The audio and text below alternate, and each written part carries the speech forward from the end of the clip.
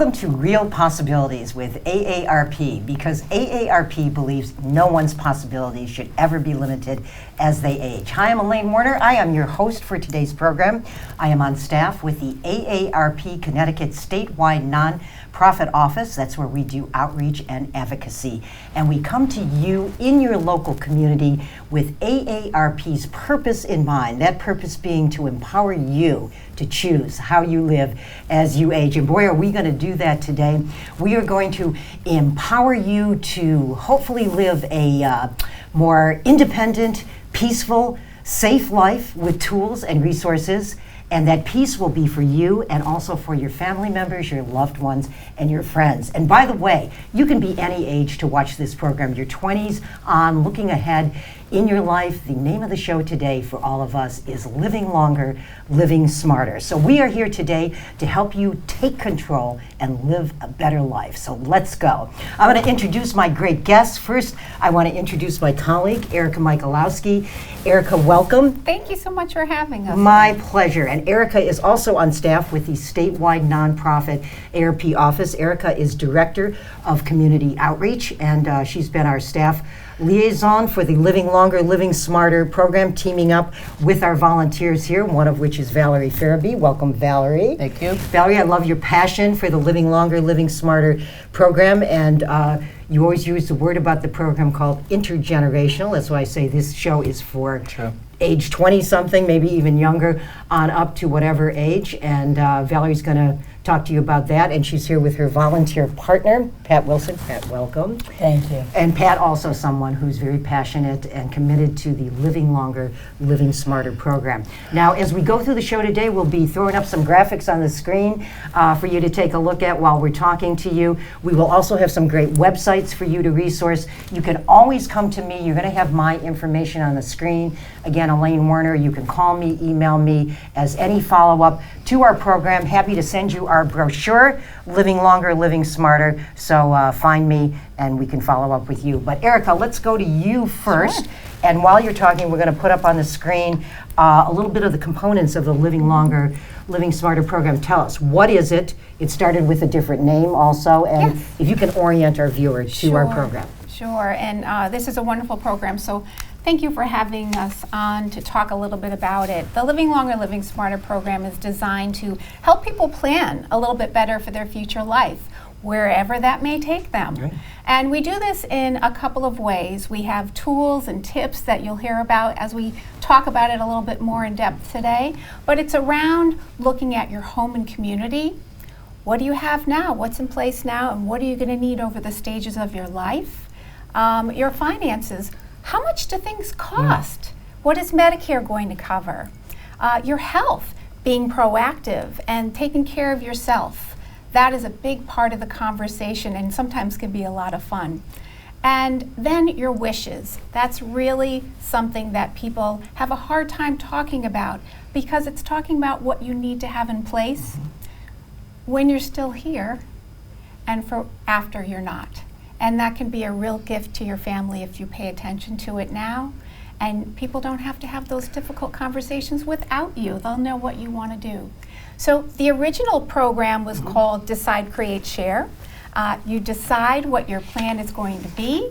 You created a plan based on the 4 areas I gave you.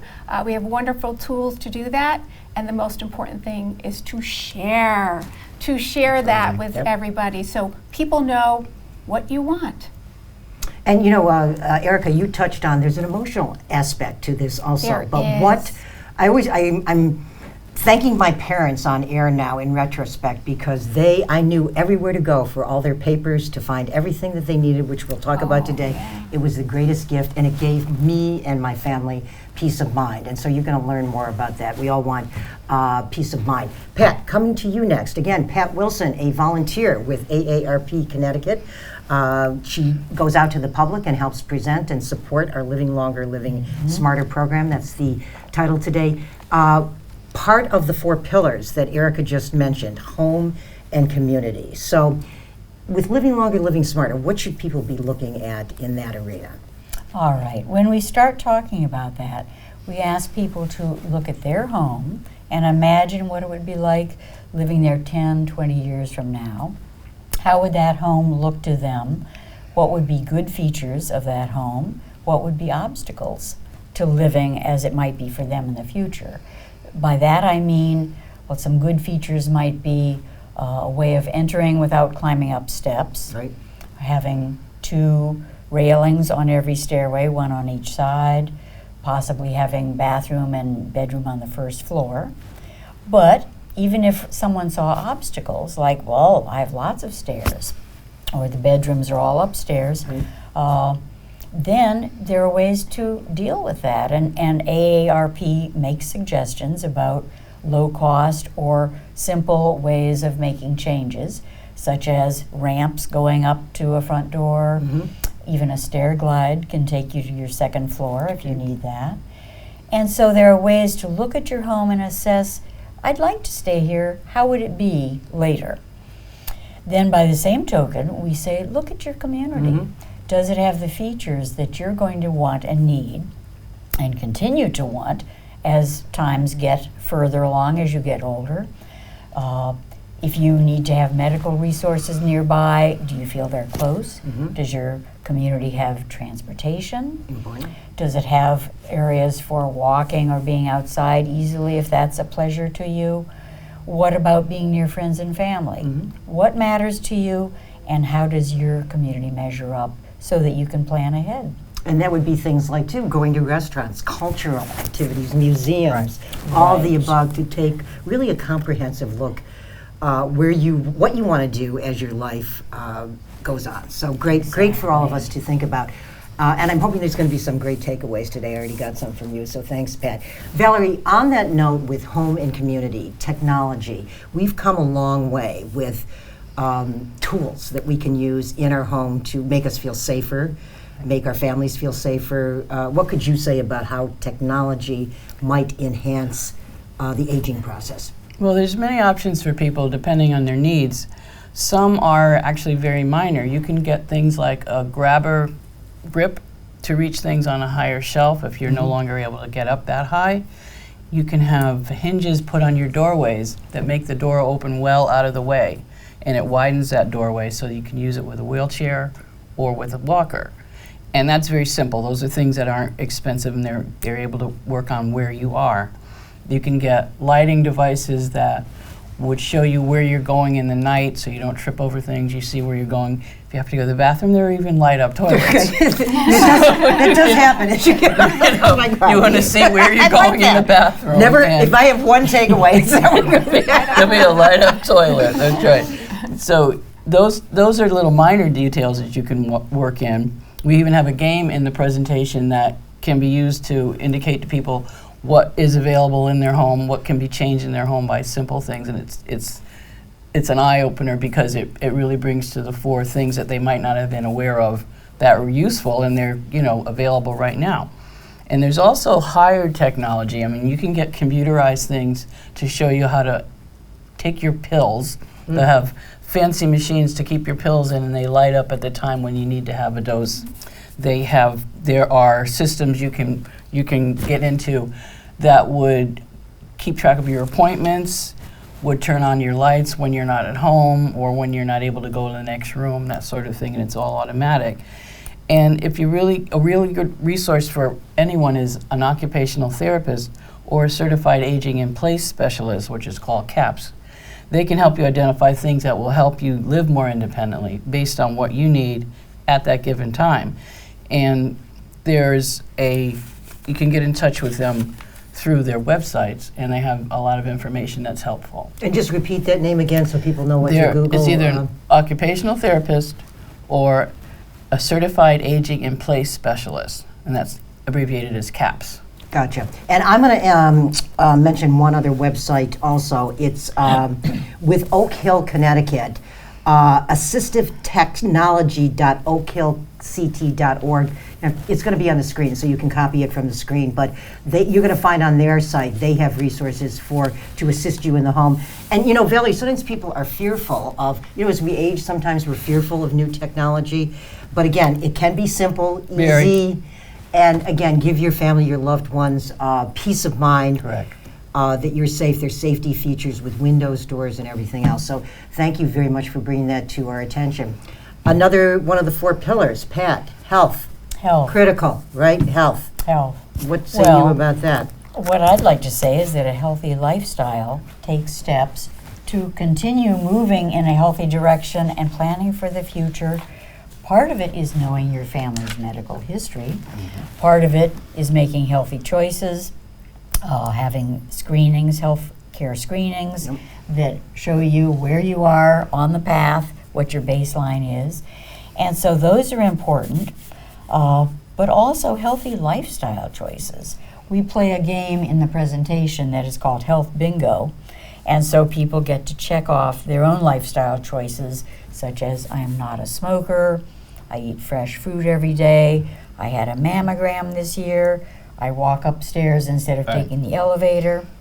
So some of it is your choices in lifestyle can enhance managing chronic diseases and also preventing diseases. Now, So I'm we curious, think about it. when you do the bingo thing, what kind of, I'm sure they're all over the map, Laughter. but over the bingo chart, what kind of reactions do you get from people? Well, it really raises awareness. Yeah. Right. Plus, we give prizes. Yeah, So right, it's all right. good. That's cool. So get But them involved. it's a great way for people to really assess, hey, I could make some changes. Here are Right. some things within my grasp that I could be doing. Right, and it's always a simple thing, start somewhere, right? Exactly.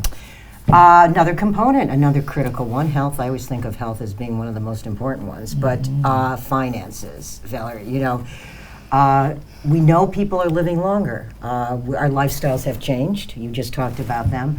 I often quote this. They say the millennials can expect to live to be at least 100. We know of a famous actor of late that passed away recently, over 100. And we know people being in your 90s. I always have to tell the story about my father in assisted living in Florida. He's 90 years old. He's sitting at the table with all his friends, raving about the fact that he's 90 and everybody else is 95 or older. So we're getting older. And we don't want people to live and not have enough finances to live. So give us a perspective, Valerie, on finances. What should people be looking at, expectations?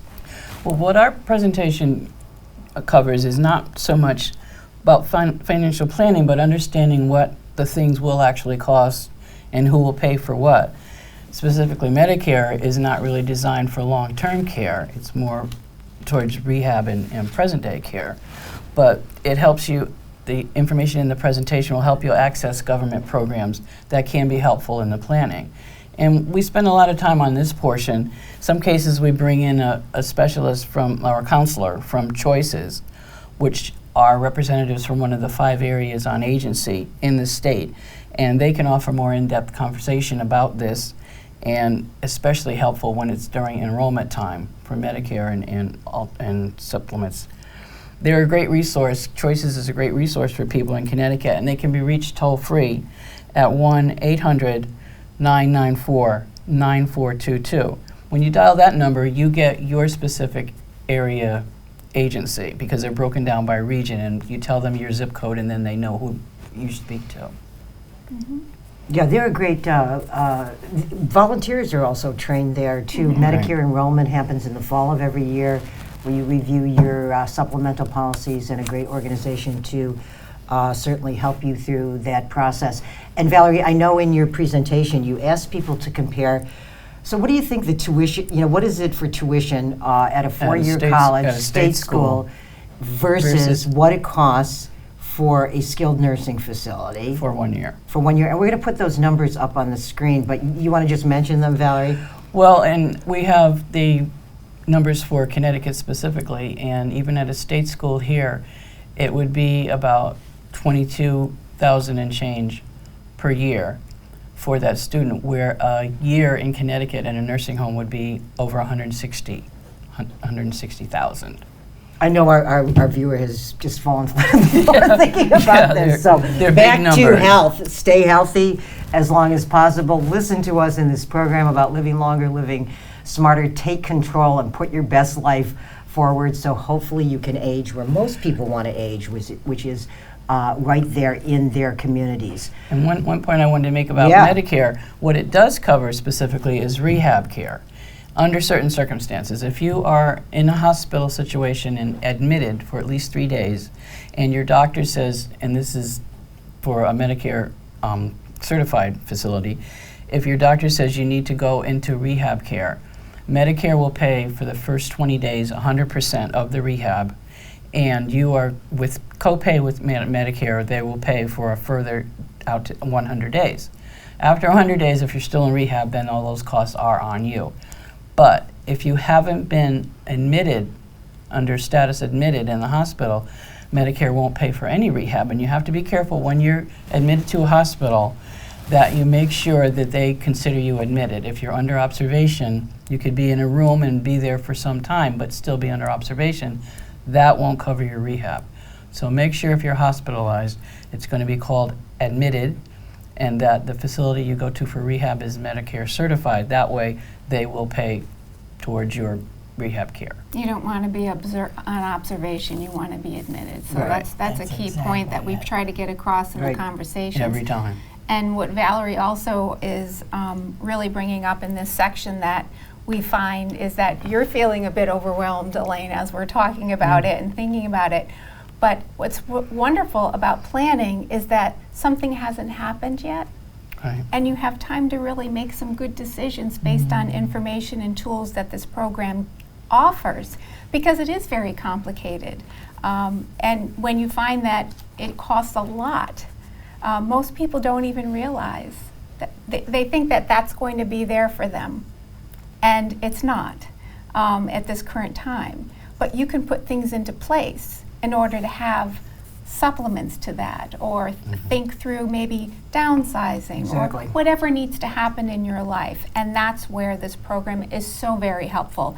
It's so all-encompassing when it's all coming at you at once, but if you just break it down into the pillars, it makes it a lot easier. Well, and well said. I'm glad you emphasized that, Erica, because often a crisis happens, and all of a sudden you don't know where to go. And by the way, I hope that doesn't happen for you and your family, but AARP has some terrific resources. You're going to see on the screen, we do have a website, aarp.org/caregiving. Those are resources for you and your family. Yes. And again, we suggest that you look at them in advance.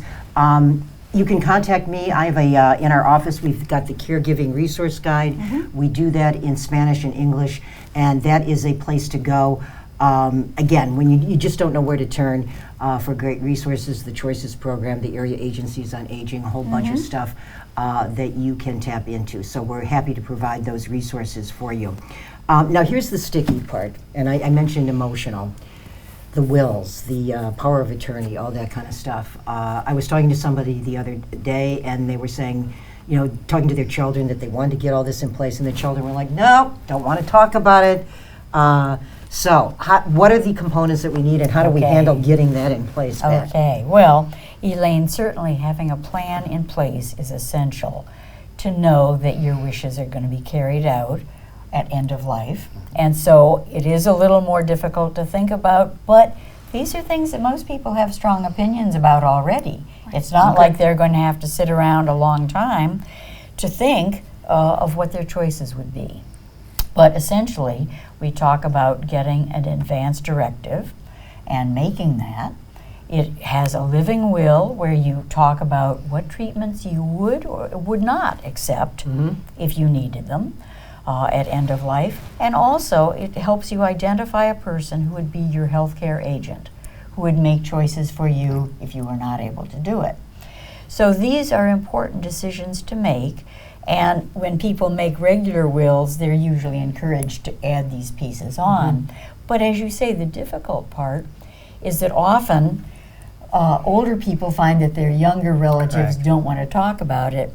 My thought is, if a family could talk about it more in terms of, hey, here's how I'm feeling, how are you feeling? Maybe even the 20-year-olds would say, you know what? I would never do this, or I would do this. So instead of being, often the kids are saying, let's not talk about it, because they feel like this is saying, I'm at the end. We are not seeing people at the end. We're seeing them as making great plans. And this can be done for any age. That's right. So I think it's just as important for older people to know what their younger relatives would choose should it be time for them to need to know. Well, and Pat, there might be cases also where people don't have younger relatives. So, true. in our program, to make them think about, well, if I don't have children, you know, who do I have friends? Somebody That's else in the right. community that I should be talking about. But we were just talking about young people, which leads me, Valerie, to, as I said earlier on, your passion. And our show today, Living Longer, Living Smarter, is definitely intergenerational. That's right. So, you know, if we're talking to somebody that is, you know, AARP membership is 50 or older. You don't have to be that age to join, by the way. We do have an associate membership that you can join. But if somebody's younger, and you were speaking to that viewer today, what would you say about this program? Well, for one thing, you don't have to be 50 or plus to start planning your future. The earlier you do it, the better it will be. And this presentation is a tool for anyone at any age. We've had sessions where mothers and daughters come and talk about all their plans.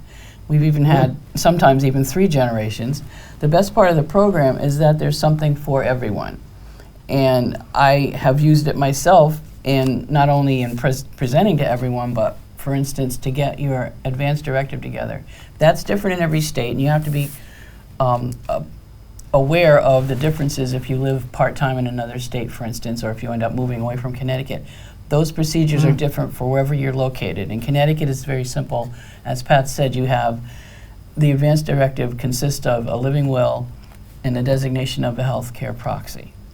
And that's it. You have that witnessed and notarized, and those papers go, well, that's the thing. With a will or this form or anything like that, you have to have them in the right place. It's one of the quizzes. Yeah, where is quizzes we that? have- Where do we put One of the quizzes under the we have, mattress? What is we it? ask people not to leave things in their safe deposit box, because once you pass away, you're incapacitated. No one else can access the safe deposit Well, box. unless they have a signee on it, you can do that. You Right, have somebody else right. sign But on it. most people would have their box and it's theirs, and that's it. Yes, So in the nobody else can closet get in. somewhere, right? So the thing is to have the plan, create the plan, and when you share the plan, make sure you tell people where the plan is so that it can be used at the time. And a copy of your advance directive can go in that place, be with your healthcare proxy, have a copy for your doctor, have a copy for the hospital, which is where mine is. And that way it's accessible and everybody knows what is written up on that document, so they'll be ready to go. Shouldn't be a secret. It should Correct. be Yeah. something that's shared with loved ones and people that you trust to be able to carry those wishes out, and that's why it's so very important. And just to kind of build on what Valerie was talking about with intergenerational, I tend not to use older or younger. It's really about your stages of life. I like that. So true. I could have the same situation as somebody that's in their 80s. Yeah. I could have the same situation as someone in their 20s. It's what's happening in your life that determines what your plan could or should be according to what you would like it to be. So you think about your life, you think about, oh, I love to garden. Well, think about if you wouldn't be able to get down on your knees and dig in the soil. Is there a way for you to still be able to do that if that's really important to you? And having adaptive devices that Valerie talked about, having those in place, understanding, it's kind of fun. Yeah. I love to cook, and sometimes it's a little hard to hold on to some of those gadgets, and there's so many different lines of cookware and utensils and things and peelers and all kinds of things that are adapted to somebody that may have an issue with a grip or whatever, or severe arthritis. But I want to be able to cook for the rest of my life. I do actually love to cook. And I don't think of it as something that's a burden. I think of it as something that brings me joy. So that's important to me. I don't know how you ladies feel about cooking. I don't know. But that's what's important to me. So I'm going to keep note of that as I live the course of my life. Just one example. Well, and on that, Erica, you know, you're cooking, you want to be independent. You don't have to call somebody to have somebody open Yes. something. So that, again, you know, the show today, Living Longer, Living Smarter, has to do with all of us living independently, peacefully, safely, Yes. and looking at all these stages of our life before we get there. Pat, briefly talk about, you know, let's say the directives are in place, the will, the living will, the healthcare power of attorney, all the things that Valerie and you have spoken about. revisions to them? Should we be Yes. looking at them over a period of time and revising? Some people wisely say they do it every year, Okay. but it's so important to review these things and revise them because our lives change, our needs change, our decisions may change. That's true. But we want to communicate it. That's the Yes. important thing. Okay. So get started, get going. We have about 2 minutes to go. It goes so fast. We could be here for hours. Sure. Erica, if a viewer is interested in this program and maybe they want to become a Valerie or a Pat as a volunteer and present, what should they know and where do they find that information? Sure. It's a very conversational way that we do these workshops. So we do have a training that we have a lot of fun Right. Yeah. doing, and so it is usually a half day that we offer, and we walk people through the presentation, and then we have a conversation about how you talk about this in a room and what to expect. We tend to do this in rooms of 10 to maybe 50 people. We really like to try to make it an intimate conversation. So if you're interested, they can contact you, they can contact me, and then what we usually do is pair them up with one of our mentors here and trainers, and we get them on their way. If they want to host a session, the same thing.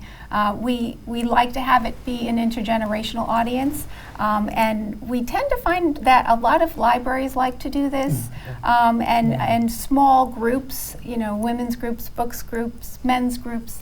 It just depends on what they're looking for. So. And if you'd like to, thank you, Erica. If you'd like to put your toe in the water, find out what attend a presentation first before you move ahead. You'll find Valerie and Pat and other volunteers on the Living Longer, Living Smarter team out in the community. Go to aarp.org/CT. Go to events and you'll find them there. You'll call me or Erica. Our telephone numbers and our email addresses are on the screen there. 30 seconds to go. Ladies, a final word, a final comment that you want to leave with our viewer. Erica, I'm going to put you on the spot first. Oh, sure. I love this program, and I think it's helped a lot of people, and we always have fun wherever we go. Great. Valerie? I agree with Erica. This is the program that brought me into volunteering at AARP. I remember that. That's the reason, and I do a lot more than this program Yes, now, you do. but it's Thank still you. the main one that I really believe in. And Ms. Wilson? I'd like to say that planning is a gift to ourselves and to the Absolutely. people we love. Excellent. Couldn't have ended the show any better. We hope we have given you a gift today. Thank you to all my great guests. We love coming to see you in your local community if you're an AARP member among 600,000 right here in Connecticut. Thank you. And we're going to come back, see you in your community. We hope you will join us one more time. And thanks for watching.